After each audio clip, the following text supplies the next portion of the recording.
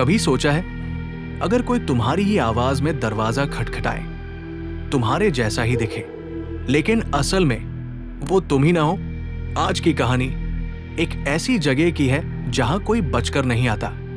एक केबिन जहां लोगों ने अपनी चमड़ी तक खो दी, और एक आखिरी जिंदा आदमी जो आज भी अपनी खाल को कसकर पकड़े बैठा है। कहानी शुरू होती है कनाडा के दूर दराज इलाके में, जहां बर्फ ही बर्फ है और इंसानों से ज्यादा वहां सन्नाटा रहता है। 5 लोग थे, आरव, टोनी, जयदीप, हैरिसन और निकोलस। एक कंपनी के लिए दूर जंगल में काम कर रहे थे, पुराने खानों की निगरानी के लिए।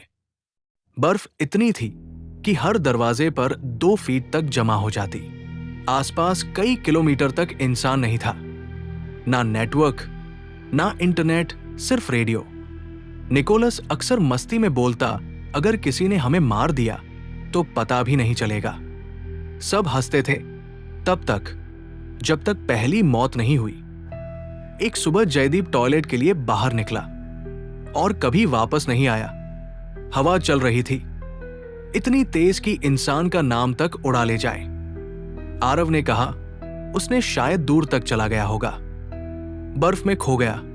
पर दरवाजे के बाहर उसके जूतों के निशान थे, और साथ में एक और निशान, जैसे कोई उसे घसीट रहा हो। चारों ने तलाश की, पर कुछ नहीं मिला। रात को सभी चुप बैठे थे, रेडियो से सिर्फ स्टैटिक नॉइज आ रही थी। तभी ठक, दरवाजा। जयदीप, टोनी बोला। बाहर से आवाज आई, हाँ यार, ठंड लग रही है, दरवाजा खोलो। आरव उठा, लेकिन ठिठक गया।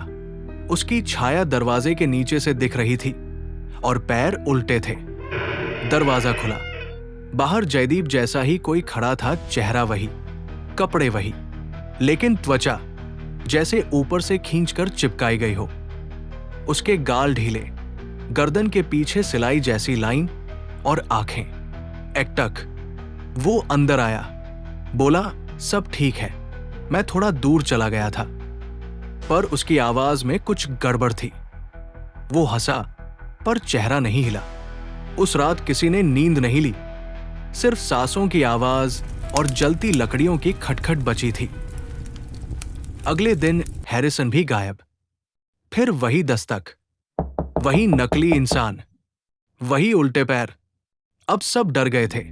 निकोलस बोला, मैंने बचपन में एक किस्सा सुना था, द स्किन ईटर। वो इंसानों की चमड़ी उतारता है और खुद पहन लेता है। वो उनकी आवाज, हंसी और यादें तक चुरा लेता है। वो नॉर्मल नहीं आता, पहले तुम्हारे दोस्त को लेता है, फिर बनकर तुम्हारे सामने खड़ा होता है। आरव ने एक तरीका निकाला। हम सबको एक सवाल पूछेंगे, जिसका जवाब असली को ही पता होगा। टोनी से पूछा, पहली रात को हमने क्या खाया था? टोनी बोला, चिकन, पर जवाब था सूप। तू नकली है, टोनी चिल्लाया। नहीं, तुम सब पागल हो गए हो। पर उसके गाल से त्वचा नीचे खिसकने लगी थी, जैसे मांस उतर रहा हो। अब बचे थे बस आरव और निकोलस। बाहर भयंकर तूफान और अंदर डर का तूफान। निकोलस थककर सो गया, और जब उठा तो सामने बैठा था आरव। सब खत्म हो गया भाई। पर जब उसने आगे झुककर हाथ बढ़ाया तो उसकी कलाई से त्वचा का एक पतला टुकड़ा उतर गया। तू भी अब उसका शिकार बन चुका है। निकोलस भागा, बर्फ में, अंधेरे में, केबी प्रति सेकंड। 3 दिन बाद एक सर्च टीम वहां पहुंची। मिले सिर्फ निकोलस पागल हालत में, बर्फ में कपड़े फटे हुए। वो बस एक बात दोहरा रहा था, वो दस्तक देता है तुम्हारे दोस्त की आवाज में। अगर दरवाजा खोला तो वो तुम्हारी खाल ले जाएगा। तो अगली बार अगर कोई तुम्हें पुकारे तो देखो सिर्फ चेहरा मत, उसकी आंखों में देखो। कहीं वो तुम्हारी ही खाल तो नहीं पहन रहा।